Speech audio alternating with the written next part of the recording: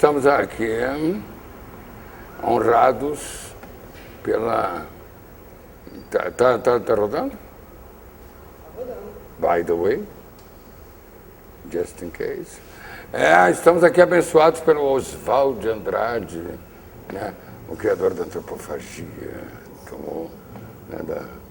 da cultura antropofágica. Você, quando morrer, você vai querer ser cremado, suas cinzas se espalham por aí, você vai querer ser jantado pela terra, hein?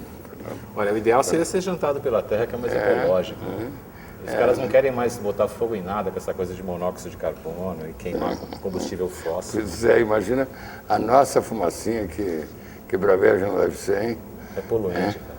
É poluente. Sim, mas também é o seguinte, eu acho que eu, por exemplo, eu devo ser um pouco amargo, né? Quer dizer, para mim, para a terra me absorver, vai ter que cozinhar um galo. Pode ser. Pode ser.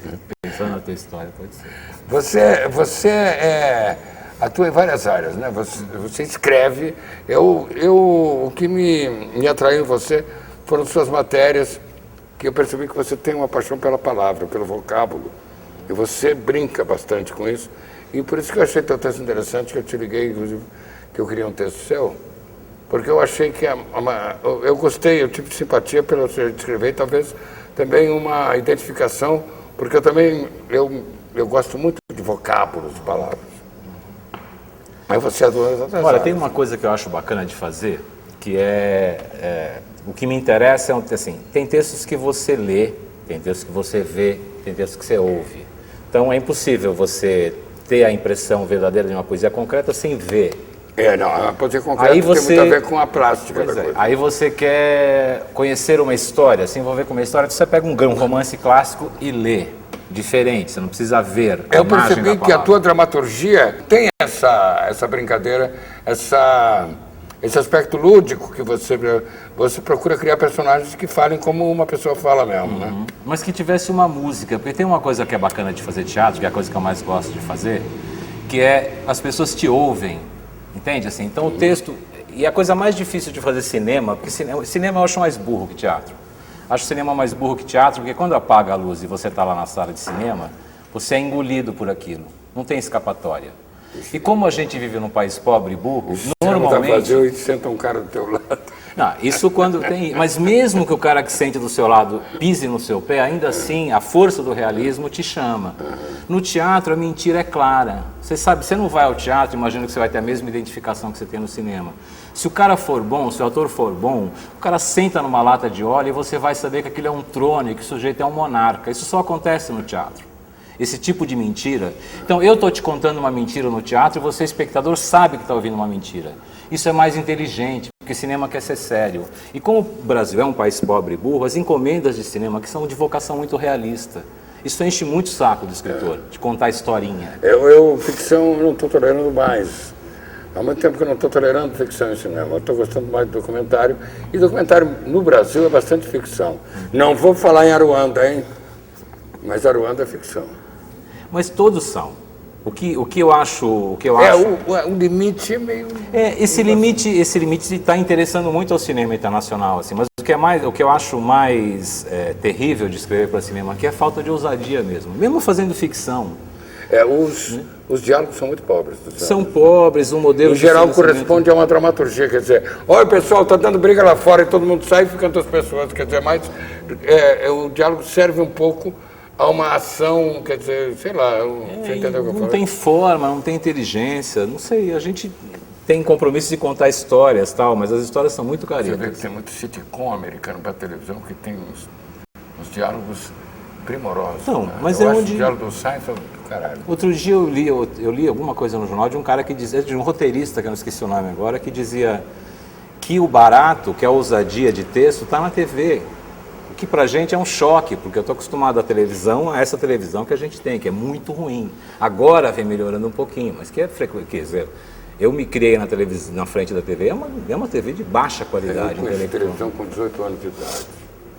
Você não vê mais? Não, eu conheci televisão. Ah, conheceu então. Eu conheci desde criança, pô.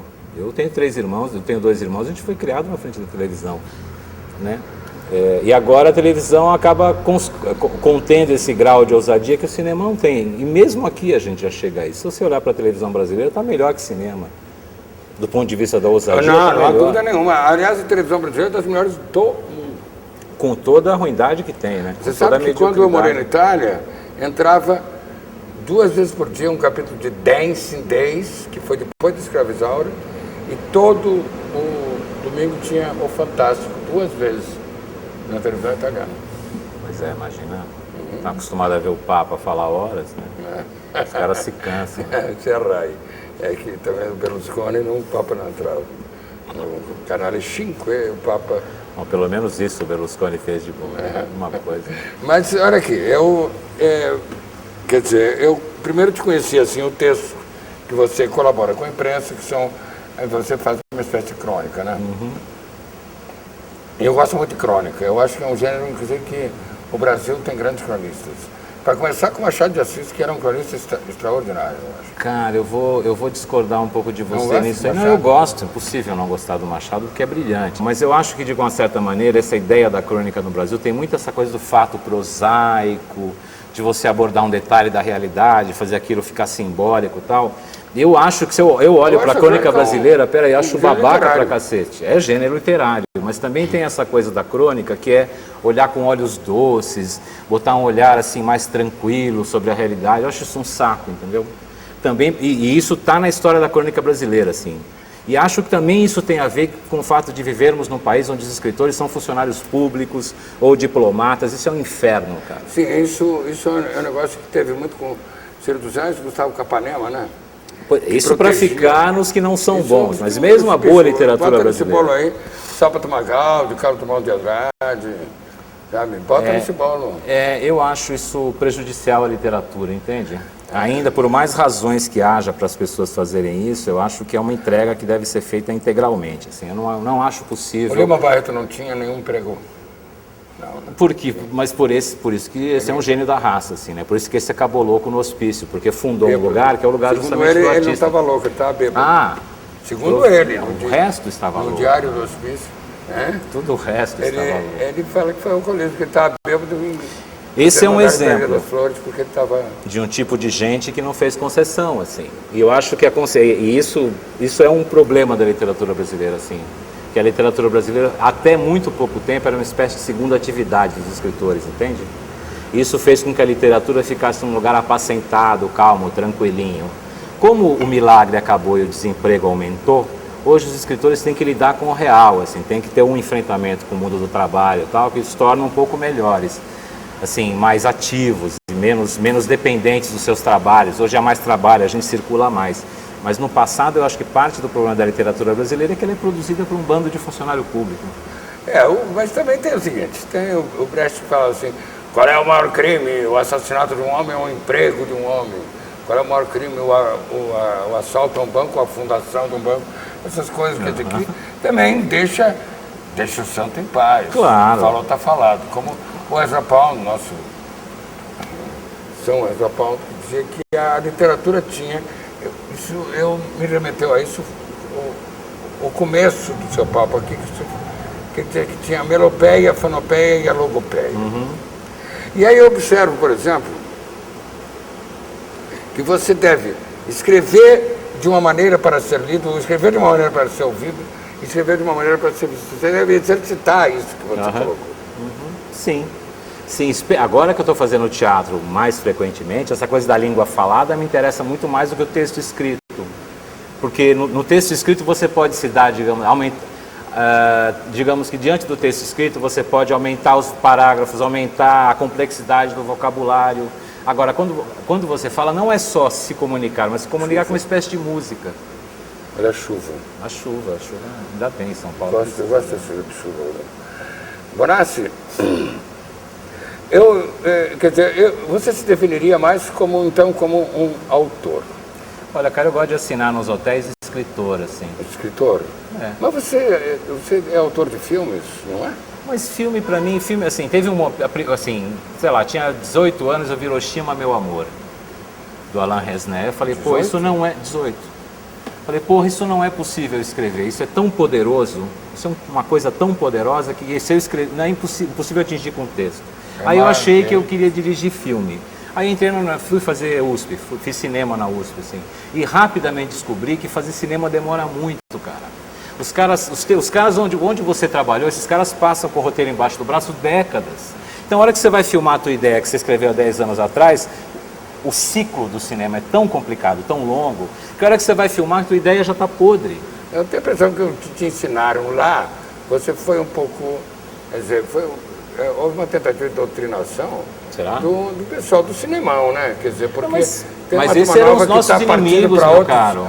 Para outros suportes. Claro. Quer dizer, os caras acabam te contando todo o ordário que é conseguir fazer um filme, que eu vou dizer, bom, se você continuar aqui... Precisamos dizer isso, voltou a ser barato. Eu me lembro, eu trabalhei com o Carlão Reichenbach há pouco tempo, que me disse, porra, eu fiz um filme em 69 vendendo um Fusca. Isso não é mais, isso voltou a ser possível por causa do digital.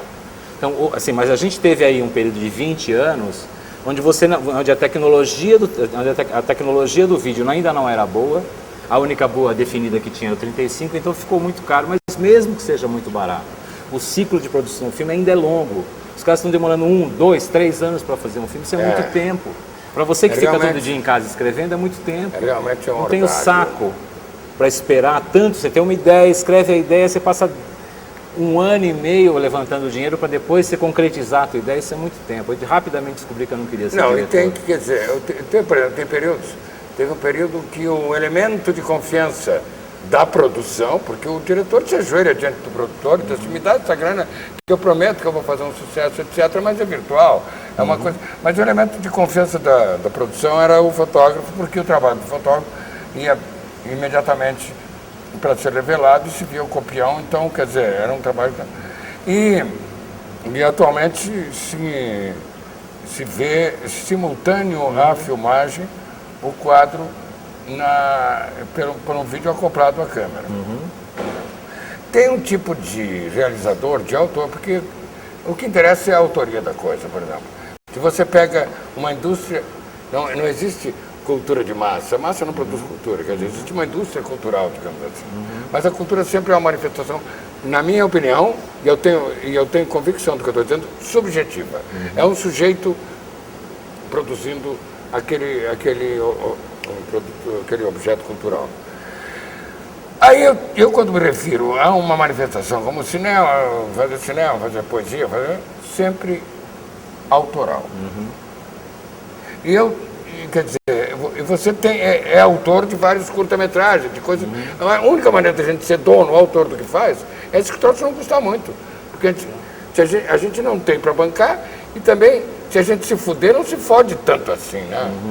Se fode um pouco. Não, eu só. acho, assim, eu faço parte de uma geração que se tornou roteirista, porque o grupo de pessoas que começou a fazer filmes na minha geração entendeu isso. Então, assim, se você pegar os grandes lançamentos, Babenco, Cacá Diegues, Neville de Almeida, e se você pegar os pequenos, Beto Brandt, Tata Amaral, antes de Antônia, Tony Venturi, Cláudio Assis, os caras que estão filmando com $500 milhão, planejando direitinho a produção, filmando rápido, são os caras que estão fazendo sucesso.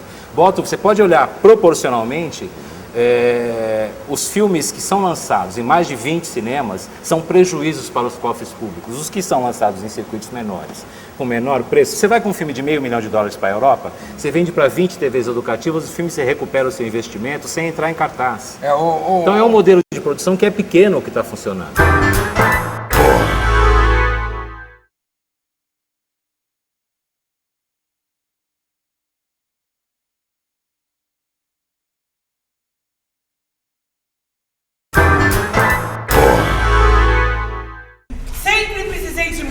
Invejo minha própria riqueza. Chiquinho Scarpa. Me vendo e me compro a qualquer preço. Marginarras. Os feios, sujos e malvados que peçam a Deus, ou digam adeus às suas próprias ambições mesquinhas. Clodovil. Não vou deixar pro céu o que posso muito bem ter nessa terra mal cheirosa de malandragens votadas e jeitinhos jurídicos. Rui Barbosa. De mais a mais, sou pessoa carente. Paulo Maluf. Na dúvida, eu pego. Flávio Maluf. Da dívida, esqueço. Silvia Maluf. Tenho as Mas assim, a gente também vive num país em que, assim, digamos, a elite mandante, assim, não só a elite artística, mas a elite econômica, cultural, enfim, de um modo geral, são burros, são suicidas, cara, porque assim, se a gente não consegue distribuir a renda, se a gente sequer consegue fazer isso, nos últimos 30 anos a gente continuou concentrando renda, é um comportamento que é mesquinho, isso não combina com a cultura. Eu não espero nada do empresariado brasileiro. O presidente da Fiesp, por exemplo, nesta gestão, fechou a biblioteca do pé da Fiesp, onde iam centenas de cidadãos, à hora do almoço, ler o seu livro.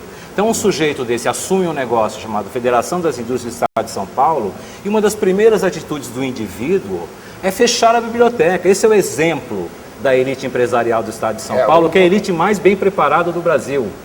Então, assim, por aí você tira. Você acha que esse cara vai investir alguma coisa em cultura? Se a primeira coisa que ele faz é fechar a biblioteca? Interesse que o povo seja informado. Eu estava falando agora no carro, vi assim, Diário de São Paulo, foi o Roberto Marinho que comprou o Diário Popular, e aí eu refleti o seguinte: não existe nenhum jornal no Brasil em que tenha a palavra popular. E houve uma época que tinha bastante, né? Não, mas popular é uma coisa que incomoda agora. É Não, mas importante eu acho ser que não célebre. interessa o target popular. Olha, não interessa eu o já target. pensei mais isso, Peraí. Eu já pensei que era mais uma coisa orquestrada, de não, vamos deixar a massa imbecil. Você acha que é burrice? Eu acho que é burrice. Eu também. Eu acho que é burrice da elite, é incapacidade, porque se a gente, assim, porque sob esse aspecto é preciso considerar que sim, os militares Pode foram ser também inteligentes. Esse uma talvez tenha espécie- sido um projeto uma da sensação, direita. uma insegurança intelectual da elite, que a elite política brasileira, vou te contar, quer dizer, as festas do Lula, os churrascos que ele fazia lá, era Chitãozinho e Chororó e o caralho, aquele goiano de merda, entende? E nem é o pior exemplo. Se você pensar o que o Fernando Henrique fez com a universidade pública, é a mesma coisa. O cara degradou totalmente a universidade pública. É o que incide de imposto embutido no material escolar, apesar do discurso a favor da educação no Brasil, é um absurdo, cara. Não, É um absurdo. Outro dia saiu uma chega a pesquisa. 50%. E que a molecada está se evadindo da escola, não só porque tem problemas financeiros, mas porque a escola é muito chata, meu cara. Esse é o problema da educação no Brasil, que são projetos nacionais, é um país que tem vários Brasis dentro, então o cara defeca um projeto pedagógico em Brasília e acha que ele vai ser usado em Teresina, em Porto Alegre do mesmo jeito, não vai. Então é preciso que isso se descentralize, é preciso que a verba da educação aumente. Esse é um país que investe 0,09 em cultura. Então o que faz uma besta de um ministro aceitar ocupar uma pasta de cultura com esse orçamento? Ele é um imbecil, porque só um imbecil senta numa pasta com esse tipo de orçamento. Porque um não imbecil exige Ele cai alguma fora. coisa a mais em termos de verba para entrar, porque sabe que é preciso mais. Porque a gente está falando de 0,09 Então, e vai você desde, era 0,2. calma, vai desde conservar a igreja até produzir filme. Então, assim, e que é preciso fazer, tudo é preciso fazer. Mas um imbecil que aceita um cargo desse com essa verba atesta a qualidade da sua baixa inteligência, porque aceita esse tipo de cargo. A burrice da esquerda foi ter aceitado o poder. Para mim, o Brasil é uma questão da direita. Sabe o que eu faria? Entrega para a direita. Administrem. Vocês não querem tanto? Queremos o que está na Constituição. Faz que nem o pessoal de Chiapas. O pessoal de Chiapas não quer o poder no México. Eles querem o que a Constituição diz que eles devem ter. Eu não quero o poder. O poder não funciona. Esse mecanismo de representação não funciona. Já que a direita acha que funciona, entrega para a direita. Se ausenta do jogo político. Cria um problema. É uma boa ideia, não né? me interessa entrar em discussão. Os nossos heróis assumiram as estatais, o mercado financeiro, a indústria de mídia. É a geração que lutou contra a ditadura que está no poder, bicho. O resultado político do que temos hoje é o resultado daqueles que queriam assumir o poder contra os militares. Esse é o resultado da esquerda brasileira. Não existe outra. É esse. A maneira que você colocou, me parece que existe um certo infantilismo nisso.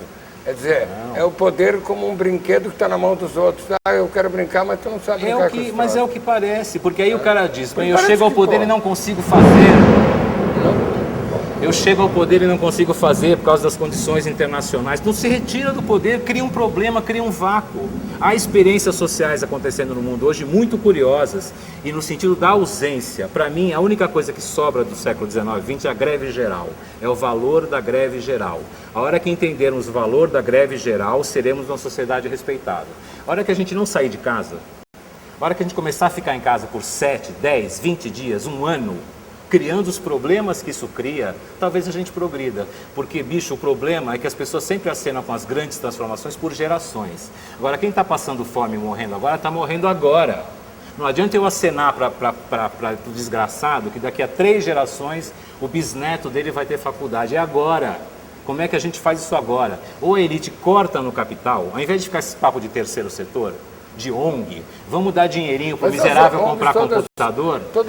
É capital, eu não quero o lucro da empresa investido no terceiro setor, eu quero que o cara, ou o cara vai doar 70% do seu capital, ou ele vai morrer na esquina segurando o seu Rolex.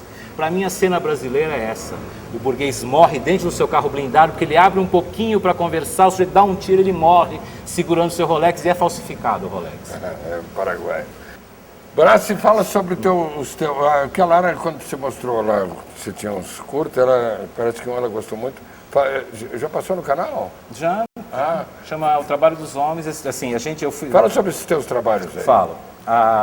Bom, enfim, nesse curtas eu boto projeto, às vezes sai um dinheiro e tal. Essa é a história eu estava na filmagem da Tata Amaral, no Céu de Estrelas, que é um livro meu, e eu vi 2 PMs em cima de uma laje, 2 atiradores de elite, esperando ali para fazer a cena e tal. Eu falei, pô, o que será que esses caras falam enquanto estão em silêncio, esperando para matar um sujeito? Aí a gente fez o filme imaginando que 2 snipers da PM, que 2 atiradores de elite, diriam um para o outro enquanto esperam para matar um sujeito. É o trabalho deles, chama-se Trabalho dos Homens. E é o trabalho do sujeito é acertar aquele bandido naquela situação. Vai! Pô, que merda! Fica parado! Vai ser foda. Deixa ele se cansar.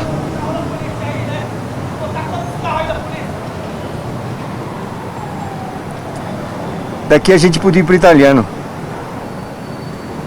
Aquele velho põe muita cebola no molho. Acho uma merda muita cebola no molho, me dá azia. Ora, a cebola é que dá o gosto. Ele nem pra peneirar o tomate, fica aqueles pedaços cheios de pele. Você não entende nada mesmo. Molho com pedaço é chique pra caralho. Ah, se fuder você com seu molho chique. Olha aí, tá com você? Tá nada. O cara não para quieto. E eu gosto muito, assim como estou agora nesse momento, neste lugar. Mas é isso, não por acaso você disse isso. Assim. Me interessa contar histórias de pessoas presas a situações. Assim. O sujeito não pode sair, tem um impedimento para sair. Tem uma peça minha que é o cara preso na ferragem do carro. Essa que eu estou dirigindo é um moleque preso dentro de uma fotografia. Gosto de situações onde as coisas são há sempre uma impossibilidade do personagem estar aí dentro. Ou porque ele está num túnel, ou porque ele está num elevador. Eu não gosto de contar a história, o que me interessa é explorar você diante da impossibilidade. Então, um pouco que as coisas de teatro... Um pouco a situação sem saída, né? E as coisas de teatro e de cinema vão um pouco nesse lugar, assim, né? Eu também escrevo livro, que é uma coisa que eu gosto de verdade. Romances? Assim. Eu tenho 25 livros, cara. Tenho 7 romances e o resto é conta. Todos publicados, assim. Eu vou procurar. O que é legal de literatura é que não tem... Você fazer uma cena com 1 milhão de figurantes, só com um é o mesmo preço, cara. Isso faz uma grande diferença quando você está criando, assim. Agora, também é legal uma coisa que é fazer cinema. Eu estou fazendo agora um filme para um chinês, chama-se Plastic City.